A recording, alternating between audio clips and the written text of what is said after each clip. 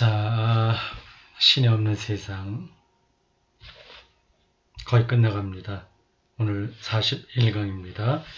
245쪽이 되겠습니다.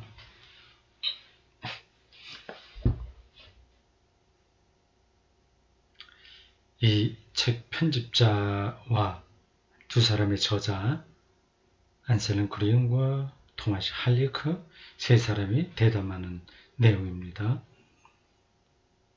자, 이제 빈프리트 도노프 편집자요 얘기합니다. 신이 존재한다고 전제한다면 그 신이 어떤 신이냐 이런 게 더 중요한 질문이긴 합니다. 신이 존재한다고 전제한다면 존재하는 게 뭐냐? 존재와 존재하는 거 이것도 좀 그렇게 딱 부러지는 게 아닙니다. 바람 같은 게 존재하는 걸까요? 아닐까요? 그거는 그냥은 존재하지 않습니다. 공기가 움직여야 바람이라는 건 있어요. 그러니까 바람은 존재하지 않을 수도 있고 존재할 수도 있는 겁니다. 근데 하나님은 또 그런 건 아니잖아요. 이렇게 존재가 이렇게 사물처럼 있는 거, 또 이것도 존재지만 또 이것도 더 들어가게 되면 없는 거일 수도 있고요. 양자의 세계로 들어가면 이것도 계속 움직이고 있고, 그만큼 세계가 단순한 게 아닙니다. 자, 신이 존재한다면 신은 생명이며 그 안에서 활동한다고 일단 전제한다면 신은 무신론자 안에서도 현존하고 맞죠? 착한 사람이나 악한 사람이나 다 햇빛과 비를 내려주신다는 마태복음의 예수의 말씀이 있는 것처럼요. 그리고 하나님의 생명이라고 한다면, 생명 창조자라고 한다면 하나님을 믿지 않는 사람도에게도 생명이 있으니까 하나님이 계신 거죠. 하나님을 그렇게 시시하게 보면 안 됩니다. 자기를 믿는 사람만 이렇게 감싸고 믿지 않는 사람들은 멀리 내치고 그런 건 말이 안 되는 거예요. 하나님을 믿는 거는, 하나님을 경험하는 거는 하나님을 믿지 않고 좀 악한 사람이라고 하더라도 다 하나님 품 안에 있다는 사실을 아는 겁니다. 믿지 않는 사람은 그걸 모르고 사는 거고요. 하나님 다 사랑하죠. 요즘 그래서 그런 생각도 듭니다. 그러니까 마귀, 어떤 사탄이라고도 얘기하고 하는 것도 어떻게 보면 귀엽다 이런 생각이 들어요. 다 그게 잘났다고 뭐 이렇게 저렇게 하긴 하는데 결국 뭐 하나님 안에 있는 거 아니겠습니까? 또한 무신론자 안에도 자신을 표명하고 있지 않을까요? 하나님의 이런 메시지는 어떻게 들릴 수 있을까요? 뭐 그런 걸 열어놓지 않으면 하나님 신앙은 굉장히 편협해집니다. 한국교회의 상당수의 사람들이 하나님을 옹고적쟁이, 편협한 존재, 선악을 나누어서 자기 편만 이렇게 편애하는 그런 식으로 이해하고 있죠. 참 딱한 일입니다. 그러면 신자들은 그걸 좋아하거든요.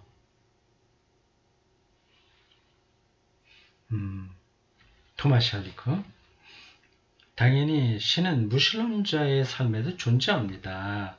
우리가 무슬림과 공동의 신을 섬기는 것인지 질문을 받을 때면 나는 무슬림뿐 아니라 무슬림자와 나비와 산과도 다 함께 같은 분을 섬긴다고 답합니다.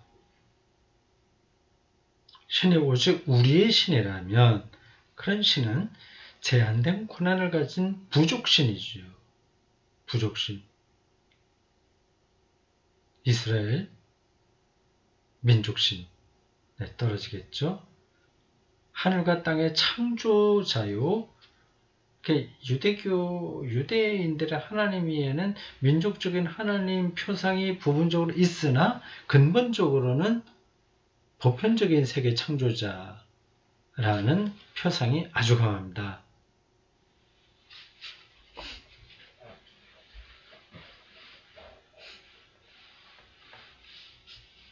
하늘과 땅의 창조자여 눈으로 볼 수 있는 세상과 눈에 보이지 않는 세상 전체의 주인은 아닐 겁니다. 우리만의 하나님이라고 하면 그 참된 하나님이 아닌 거죠.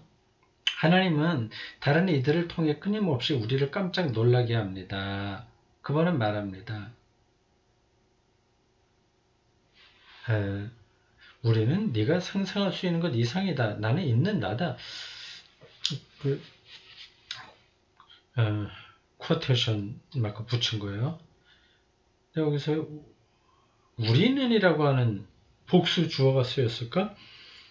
나는이라고 안 그러고 나는 네가 상상할 수 있는 것 이상이다. 나는 있는 나다. 자존자 그 뜻인데 여기서 우리는 다른 무슬림의 신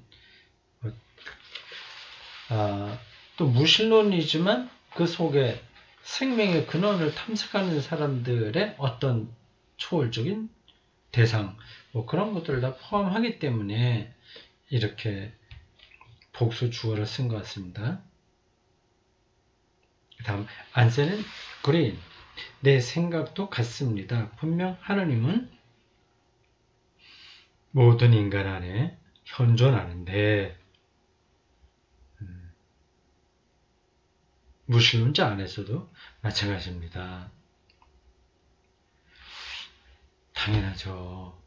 그 모든 사람을 다 하나님이 창조하신 거 아닙니까? 다만 그들이 그거를 명시적으로 고백하지 않을 뿐이죠.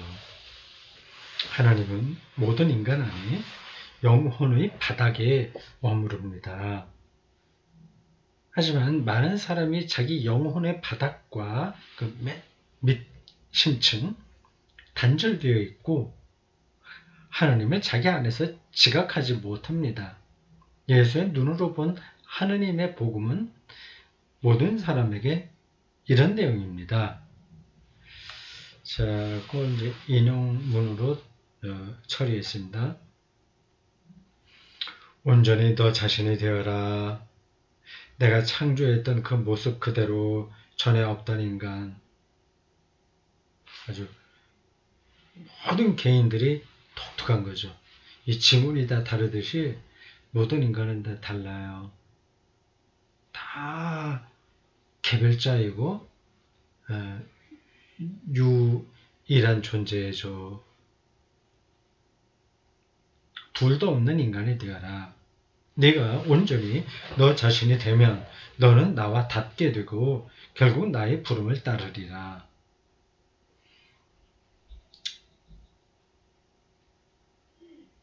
네, 이렇게 되면 교회 다닐 필요 뭐 있나? 예수 믿을 필요 뭐 있나? 이런 질문을 하실 분들이 혹시 계실지 모르는데 그것에 대한 대답을 내가 여기서 또 하지 않아도 되겠죠. 네, 그런 질문이 나온다면 그러나 아직 하나님을 깊이 모른다는 뜻입니다. 증거입니다.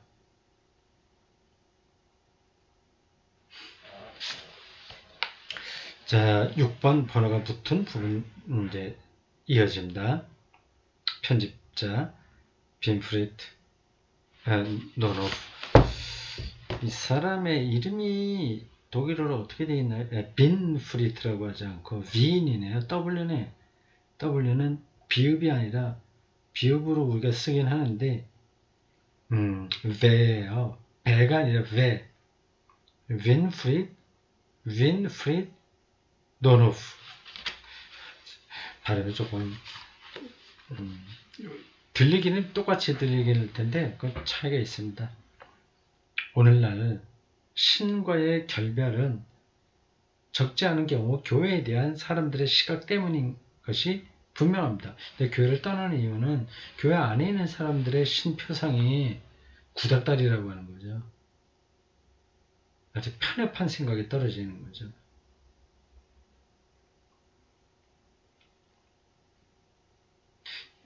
부모들이 자기 자식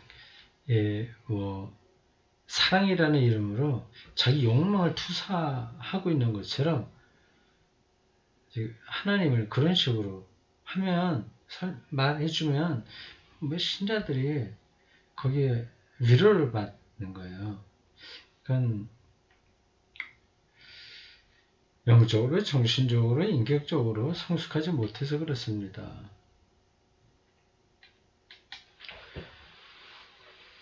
이와 같은 개인사적 맥락과 갈등에 대해서는 어떻게 대처하시나요?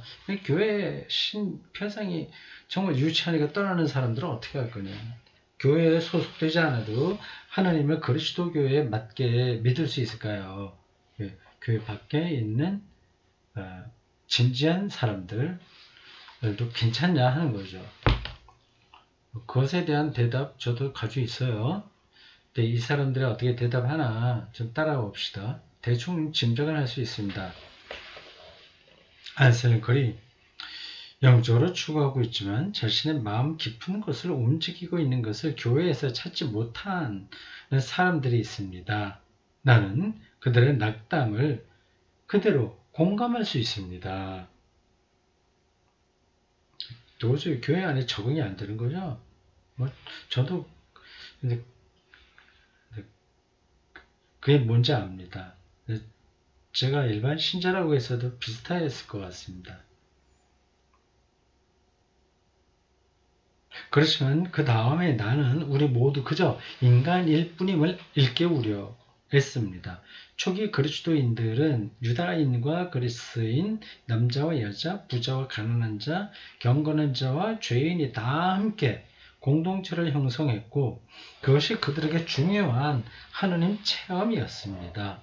영적인 길은 누구나 홀로 가야만 합니다.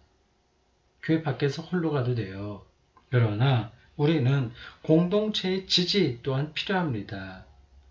그러니까 영혼이 안식할 수 있는 공동체에 속한다고 하는 것은 정말 중요합니다. 홀로 가지만 더불어서 또 같이 가야 돼. 홀로 그리고 더불어 가야 됩니다.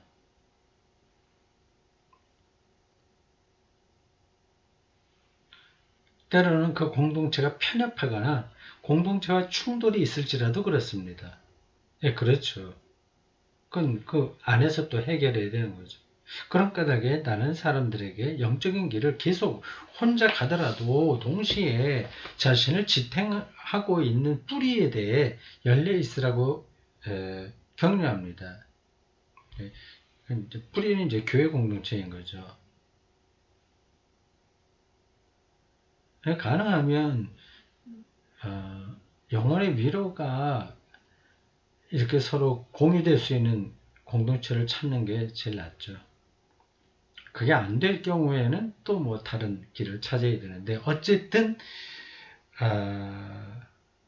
그 뿌리 공동체에 열려 있으라. 그건 옳은 얘기입니다. 자신의 뿌리를 의식할 때 그들은 우리 모두가 결국 뿌리 내리고 있는 교회 공동체에도 다시 마음을 열게 됩니다. 토마스 할리크, 나는 더 깊이 들여다보고 싶은 것이 있습니다. 그리스도인들은 눈으로 볼 수 있는 유형의 교회뿐 아니라 눈에 보이지 않는 무형의 교회도 있음을 이미 오래전부터 알고 있습니다. 옛날 3세기, 4세기 때부터 교회에 대한 정의가 가시적 교회, 불가시적 교회 이렇게 되어 있었습니다. 알고 있었던 거예요. 그 당시에도. 아우구스티누스는 교회의 품 안에 있다고 생각하는 사람들 중 사실 많은 사람이 품 밖에 있다고 가르쳤습니다. 그러니까 신앙이 전혀 엉뚱한 데 떨어져 있는 거죠. 그러나 그 반대도 가능합니다. 러시아 신학자 파울 에브도키모프, 러시아 사람들 이름은 발음하기가 더 힘들어요. 처음 들어보는 사람입니다. 그는 에브도키모프는 우리는 교회가 어디에 있는지 알고 있지만 교회가 어디에 없는지는 모른다고 했습니다. 표현이 멋지네요. 교회가 어디 있는지는 교회당 보고 뭐 조직된 교회를 보고 아는데 어디에 없는가 보이지 않는 교회가 있다는 거죠. 불가시적 교회. 조금 있으면 다시 조금 있으면 새롭게 강독을 하게 될 칼바르트의 책, 위대한 열정이 있는데, 바르트도 이 가시적 교회와 불가시적 교회에 대해서 뭐 그 사람만 아니라 많은 신학자들이 이야기했습니다. 가시적 교회는 우리가 지금 보이는 이런 교회인데 투쟁 중에 있다. 근데 싸우고 있어요. 스스로도 완벽하지 않아. 근데 불가시적 교회는 이미 승리한 교회. 뭐 그렇게 표현할 수 있습니다. 교회 실제 경계에는 오직 하나님만 알고 있습니다. 그러니까 우리가 알고 있는 가시적 교회 바깥에도 교회가 있을 수 있다는 거죠. 그러니 저 깊은 신비주의적 의미에서 누가 언제 실제로 교회 밖에 있는지 추측하는 것은 큰 의미가 없습니다. 오늘날 서구에는 상당히 어수선한 교회가 존재합니다. 어수선한 게 아주 그렇죠. 복잡한 그 교파 중심 있죠. 우리나라는 더 좀 심합니다. 유럽에도 오순절파 교회 제법 있는 것 같습니다. 신천지가 아니라 그 코로나19가 유럽에서 프랑스 특히 갑자기 확장하게 된 그 계기가 어느 교회의 대중 집회였었는데 그런 교회가 오순절 계통이죠. 은사주의 뭐 이런 거요. 유럽에도 그런 교회들이 있는 것 같습니다. 어사는 교회가 존재합니다. 동시대 교회의 실천과 교리와 관계를 끊은 사람들, 그래서 교회에서 공식적으로 나간 사람들, 아니면 큰 불만이 있거나 수동적이지만 아직 교회에 속한 사람들의 교회가 그런 교회입니다. 그럼에도 그들은 나름의 방식으로 여전히 믿고 있습니다. 때때로 그들은 자신이 종교적이 아니라 영적으로 믿는 것이라고 말합니다. 종교의 틀 안에 있지 않고 생명의 신비, 영적으로 믿는다. 거겠죠. 아마 서구에서는 이런 탐색하는 사람들의 교회와 지난날 실천적 그리스도인들이었던 이들의 교회가 규율을 잘 지키는 실천적 가톨릭과 개신교 신자들의 무리보다 훨씬 클 겁니다. 교회 규율을 잘 지킨다는 건 교회 꼬박꼬박 잘 나가고 헌금 잘하고 뭐 봉사 잘하고 그런 걸 가르쳐요. 그들과 다시 대화를 나눌 수 있을지 여부가 교회의 미래의 결정적 문제입니다. 교회를 등진 사람들에게 교회가 마찬가지로 돌아선다면 교회 밖에 나간 사람들, 교회도 여전히 등을 진다면 교회는 하나의 분파가 되고 말 것입니다. 아주 이 분파, 섹트라고 하는데 소중파가 된다는 거죠. 그러나 그들을 현존하는 교회 형태의 지식적, 제도적 경계 내로 끌어들이는 일이 중요한 것은 아닙니다. 현존하는 교회 형태의 지식적, 제도적 경계, 이건 표현이 번역이 좀 이상하네요. 하여튼 기존의 교회라고 하는 뜻 같아요. 그럼 교회 밖에 나간 사람들은 교회 안으로 무조건 끌어들이는 게 그렇게 중요한 건 아니다. 오히려 관건은 잃어버린 아들, 딸들이 믿음의 보물을 더 많이 경험하게 만드는 일인데 하나님이 그들 안에서도 활동했고 여전히 활동하고 있으며 그들이 방귀를 들 때조차 활동하기 때문입니다. 굉장히 깊이 있는 표현이죠. 앞에서 제가 서두에 사탄, 마귀도 귀여워 보인다 얘기했죠. 그 비슷한 뉘앙스에서 비슷한 겁니다.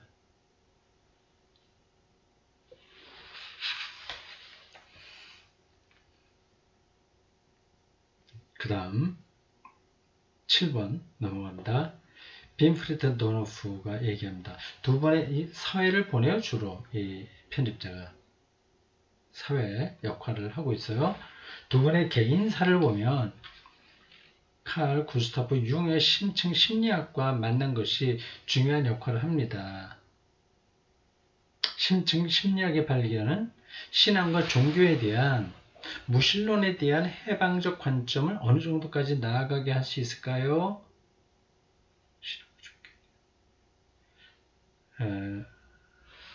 이것도 직역이라서 무신론에 대한 해방적 관점 이게 무슨 말이야?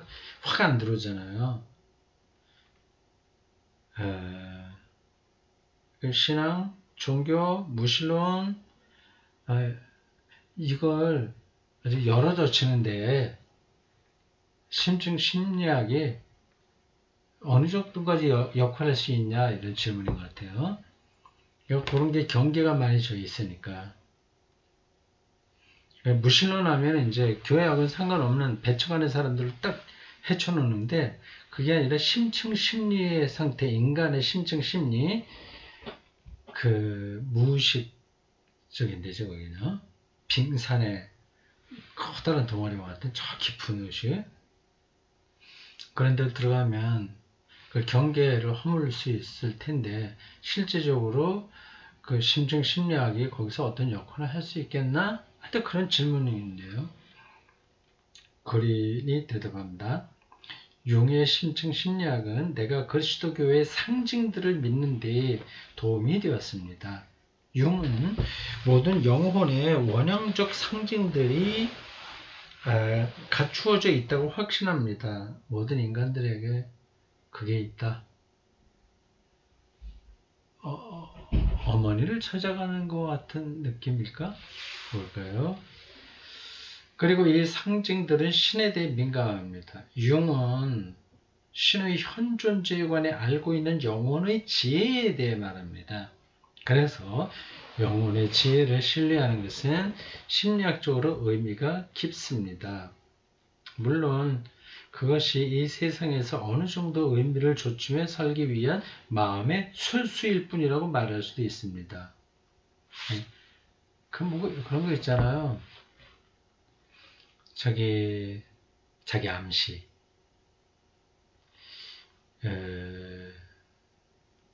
이렇게 심리적인 위로 얻는 것. 그건 뭐 전문적으로 그런 거 훈련받는 데도 있는데, 그런 걸 말합니다. 술수, 마음의 술수. 술수하면 이제 속임수죠.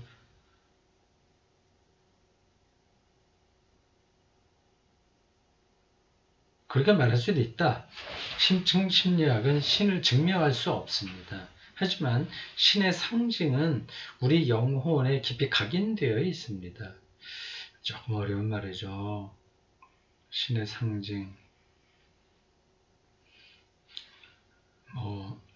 아빠, 아버지 이런 것들이 상징이니까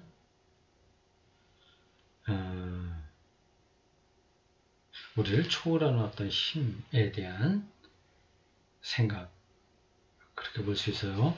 나는 이성인으로서 이성적인 인간으로서 현실이 이 상징들에 부합한다고 신뢰하고 있습니다.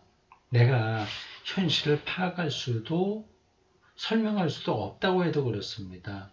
마찬가지로 융도 신의 죽음과 신의 소멸 국면이 끊임없이 나타난다고 말합니다. 그러고 나면 다시금 새롭게 신을 찾는 국면이 뒤따릅니다. 융에 대해서는 제가 잘 몰라요. 그래서 이거를 더 설명할 자신이 없습니다. 다음 토마스 할리크가 대답합니다. 나에게 인간 영혼의 심층 차원에 대한 발견은 이게 무슨 뜻인지 아시겠죠? 심층 차원 보통 때는 겉으로 잘 나타나지 않아요. 그냥 뭐 열심히 사니까 장사하고 뭐 공장에 가서 일하고 뭐 국회의원 되겠다고 선거 유세하고 서로 비판하고 그게 왜 가득 차 있어요. 근데 그것만이 인간이 아닙니다. 영혼의 심층 차원이 있어요. 또 그리움이 있고요. 갈망이 있고 갈증도 있고요. 그 비슷한 거죠. 뭐 불안, 뭐 그런 것들이요.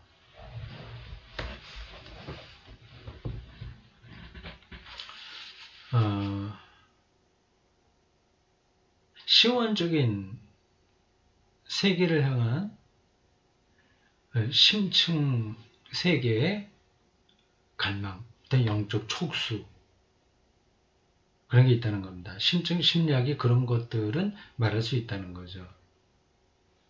네, 그게 이제 영혼의 현상들인 겁니다. 네, 이런 것들을 자꾸 공부하고 생각하면 자기 삶에 자기 생각, 마음, 뭐 그런 것들을 좀 더 소상하게 알 수 있어요. 그런 공부를 하지 않고도 그거를 뚫어보는 사람들이 있을 텐데 그런 사람은 타고난 사람들이죠. 나에게 인간 영혼의 심층 차원에 대한 발견은 더 나아가 왜? 어떤 무신론자들은 어떤 신앙인들보다 나와 더 가까울까 하는 질문에 대한 답변이기도 합니다. 그래서 같이 믿는 사람들과 대화보다는 그러지 않은 사람들과 더 영적인 대화를 잘할 수 있는 경우가 있잖아요. 예. 그러니까 인간이 영적인 영혼의 심층 차원에서 어떤 힘들이 이제 작용하기 때문에 그렇습니다. 어떤 이유에서든 이성적인 삶, 이거는 밖으로 드러나는 의식인데 그 속에서는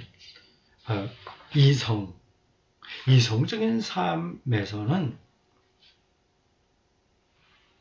신앙에 반대하는 논고들이 위에 있다고 하더라도 이성적으로 생각하면 세상을 누가 창조했다는 걸 도저히 믿을 수 없죠. 이거는 들어설 자리가 없죠. 그런 방식으로 우리가 뭐 진화론, 뭐 과학, 물리학, 생물학, 그리고 우리가 보는 세계, 여기 이제 다 우리의 의식, 우리의 이성이 거기에 딱 맞도록 작용하기 때문에 그렇습니다. 그렇게 하더라도, 이성적으로는 그렇다고 하더라도 영혼의 심층 차원에서 의식으로 나타나는 것 그 안에 무의식에서 무의식이라고 해야 된다. 의식이 없는 게 아니라 의식의 깊이인데 그래서 마음 속에서는 신에 대해 민감한 사람들이 있습니다.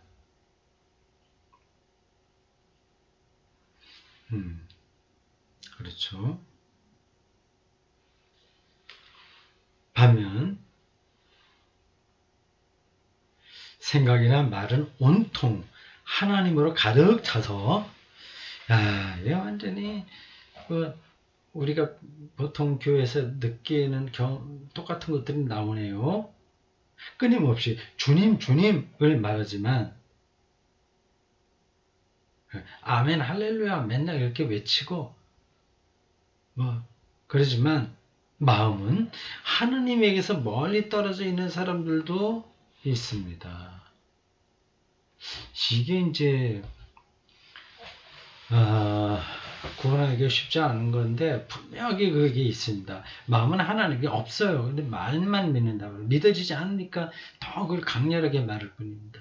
정말 하나님에게 마음이 가 있는 사람들이라면 저렇게 행동할 수 없는 것들이 얼마나 많이 나타나요? 또 우리 혐오한다거나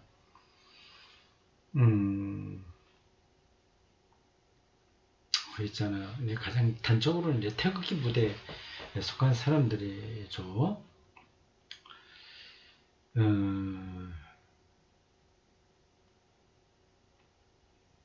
남북 북한에 대해서 거의 저주하는 사람들, 기독교인의 입으로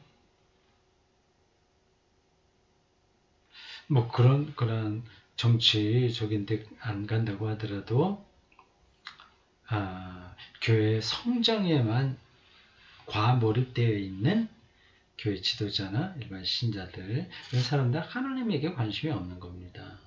자기가 어떤 걸 해냈다는 성취감, 거기에 이제 도취되어 있는 거죠. 이건 뭐 이게 우리가 한국 교회에서 경험하는 것들인데 이 유럽에서도 이런 게 있는가 봐요.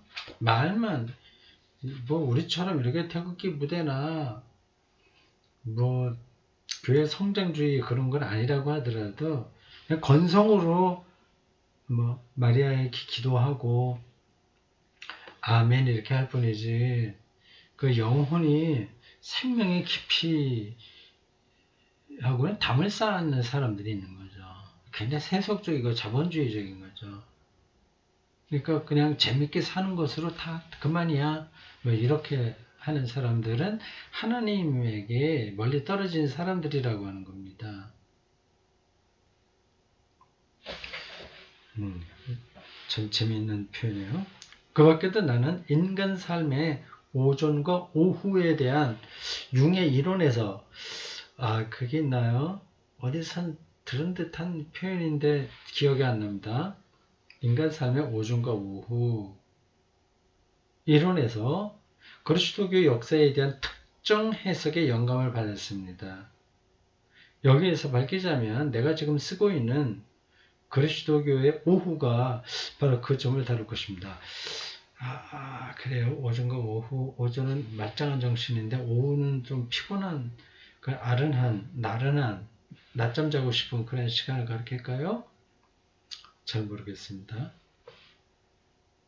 책 제목이 재밌네요. 그리스도교의 오후. 나흐미탁 데스 크리스텐툼스. 나흐미탁 오후예요. 자, 오늘 여기까지 하겠습니다.